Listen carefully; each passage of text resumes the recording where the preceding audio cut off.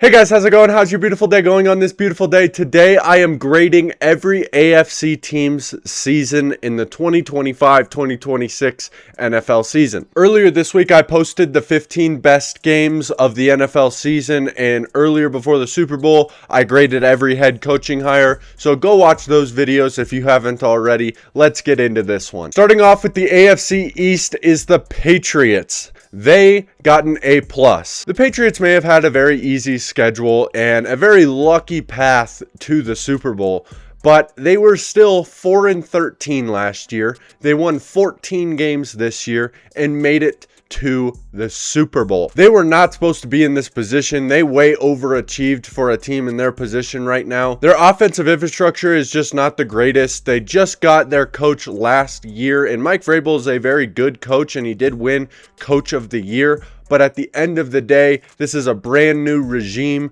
Drake May's only a second-year quarterback, and he was almost an MVP. This season couldn't have gone better for the Patriots. I guess it could have a little bit. They could have won the Super Bowl, but I don't think they were ever going to win that game. They have some of the brightest futures ahead of any other team because they have an MVP caliber quarterback and a Coach of the Year caliber coach. They look like they're in prime position to be a perennial playoff team. Next up is the Buffalo Bills, who I gave a C-. Getting to this point and not being able to win a Super Bowl is no longer enough for the Bills. This was a year where most of the best QBs didn't even make the playoffs, and Josh Allen was the lone guy, but the Bills weren't able to build a good team around Josh Allen. He didn't have the offensive infrastructure. He didn't have the wide receivers in particular. Sean McDermott as a coach just hasn't been good over the last few years. And this was one of your best shots to be able to go win the Super Bowl. Obviously, it wasn't your only shot. It wasn't your last shot. There's definitely going to be more chances for this team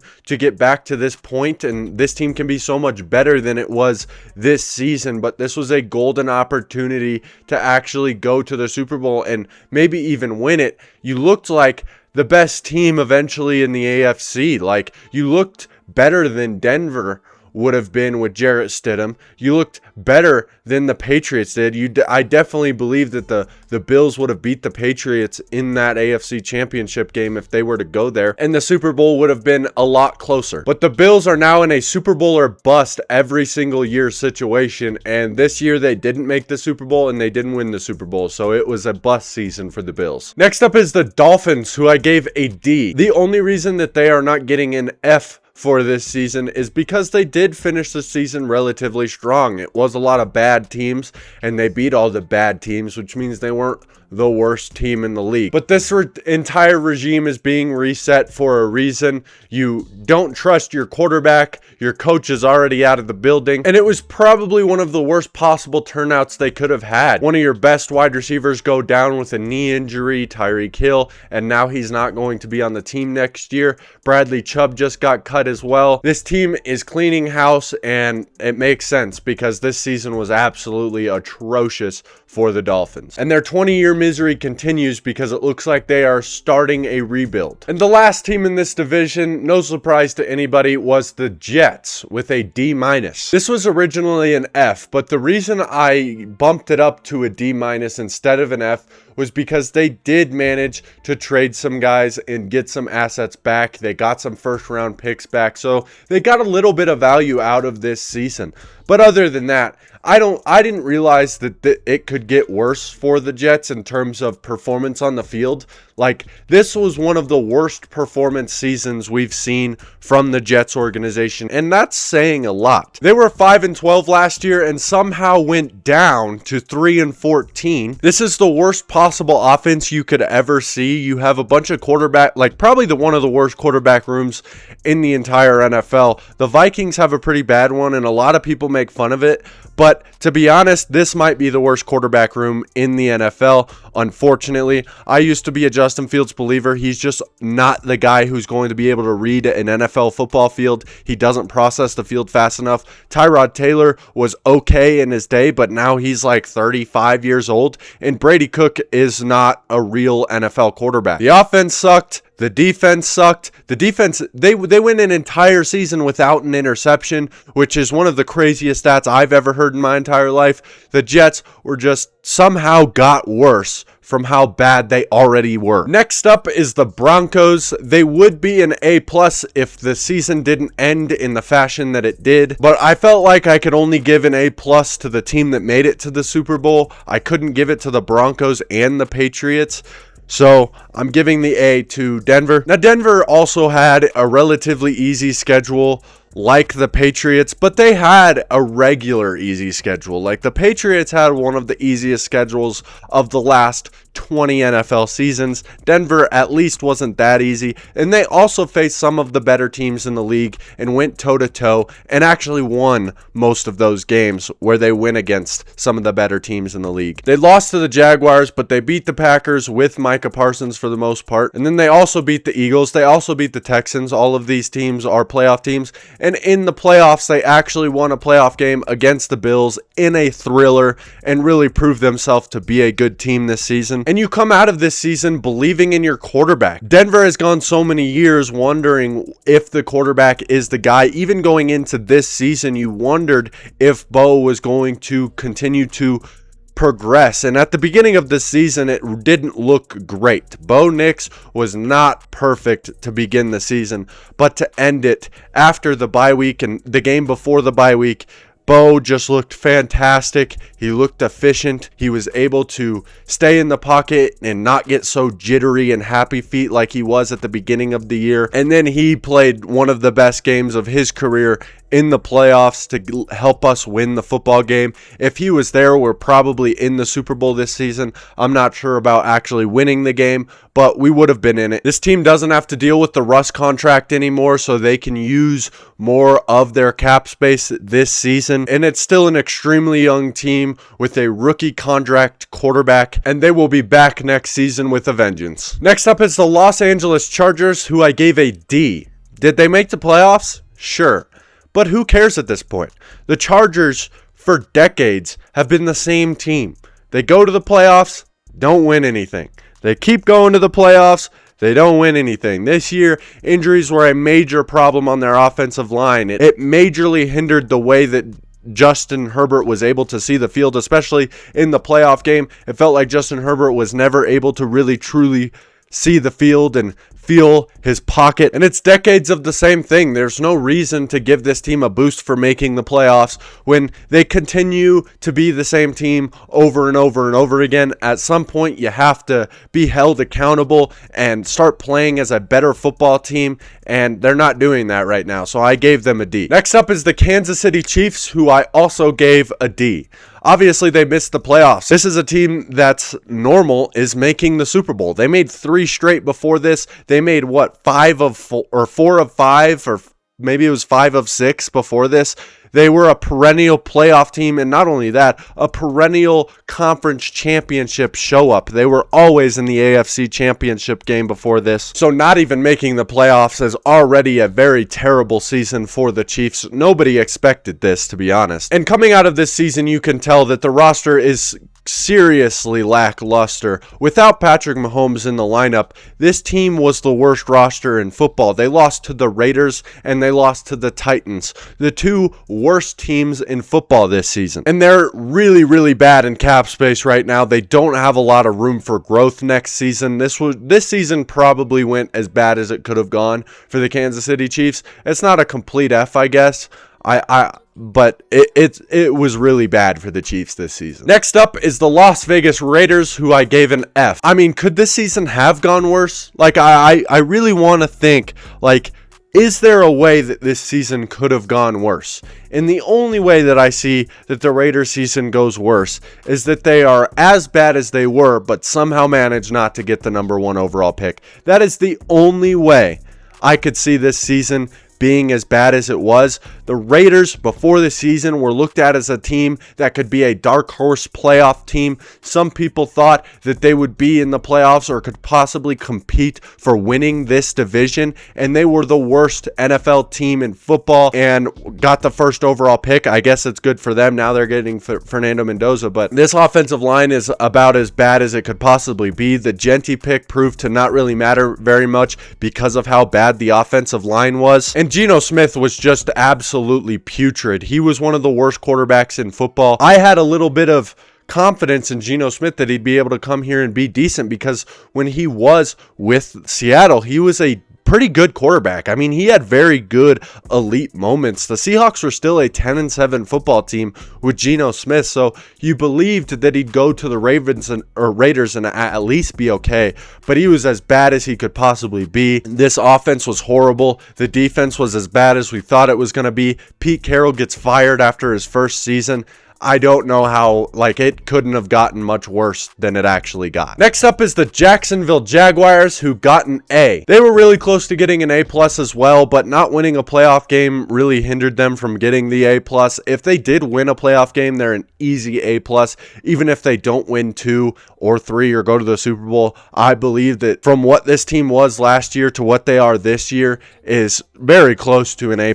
They went from 4-13 to 13-4 in the 3 seed. They hit a home run with their head coach, because Liam Cohen looks like an offensive mastermind, and this offense is looking really good, especially with T-Law at the helm. You're finally getting the highest potential out of T-Law. Obviously, I don't think the highest, because in the playoff game, I think T-Law could have been a lot better. You actually believe that Trevor Lawrence can be the quarterback of this football team. After the last couple years, it's been a very big question mark of whether Trevor Lawrence is ever going to be able to be consistent enough to actually be a starter for an NFL team on a consistent basis, and he finally proved that at the end of this year. He was an MVP finalist. What a season for this Jacksonville Jaguars team, getting their coach and their quarterback and their offense of the future, and now they just got to work on some kinks that they had in the road, and they'll be back and better than ever next year. Next up was the Houston Texans, who I gave a B. Just one of the best defenses we've ever seen. They single-handedly won this team a playoff game. Just for the fact that they were able to win a playoff game gives them a B here. This team also started,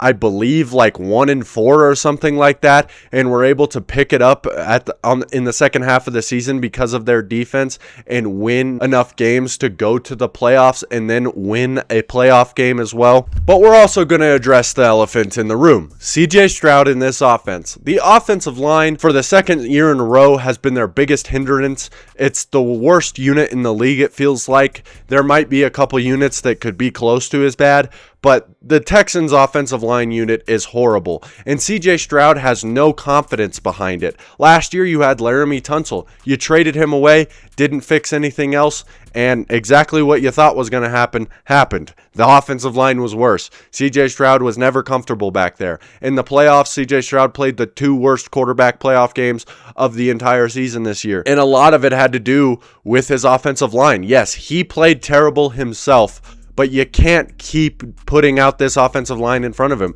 I think the Texans, if they get a good offensive line, or at least decent, upgrade the offensive line a little bit and then see how CJ Stroud actually plays. But you do have to be a little bit scared, because CJ Stroud might not be the guy, considering how horrible he's played the last 2 seasons, and especially how he finished the season this year, especially with the fact that Davis Mills looked better than CJ Stroud did in this offense this season, in my opinion. Next up is the Indianapolis Colts, who I gave a D+. Started the season 7-1. They lose 8 of their last 9 and finish 8-9 and miss the playoffs. They were once the 1 seed and fell all the way from grace after injuries hindered their team. I mean, this team doesn't have the brightest future in the world, and if they bring back Danny Dimes next season, what is the real ceiling for this team? Because before Danny Dimes left, the quarterbacking didn't look amazing. It didn't look like it did in the first 8 weeks of the season. I believe Danny Dimes got hurt in week 8 or 9 or 10 maybe, but even when he was playing, he didn't look the best in the world. At least you still have Jonathan Taylor, and your run game is still probably going to be good, but even that at the end of the year wasn't the best unit in the world anymore. In fact, it was so bad that Jonathan Taylor, who was in MVP talks, didn't even get to be an Offensive Player of the Year finalist at the end of the season. And at the beginning of the season, I said that the Colts were on a downward trajectory and the Titans were on an upward trajectory. 8 weeks through the season, I looked completely stupid. But now, I think I was completely right about saying that. I wasn't wrong, I was just early. Now we'll go to the Titans, who I think had a D season. Obviously, they were one of the worst teams in the league. They were absolutely putrid. The defense was not horrible, but it wasn't great, and the offense was just the worst. Like, it was terrible. The offense was terrible, but it was not because of Cam Ward. Cam Ward obviously has major potential out of this world. Cam Ward really looks like a quarterback that can be a star of the future. So the Titans can go into this offseason with the number one cap space and the security of knowing that you have a quarterback, and they've made their coaching hires, which in my opinion were really good. This team is moving in the right direction, and yes, they may have sucked and I gave them a D. They're the best D on this list. Oh God, they're the best D grade on this list. I'm sorry, that was a crazy sentence. And for the last division of this video, the AFC North, we are starting with the Steelers, who I gave a D. Once again, another team who made the playoffs, and it doesn't really matter. This is the same thing I said with the Chargers,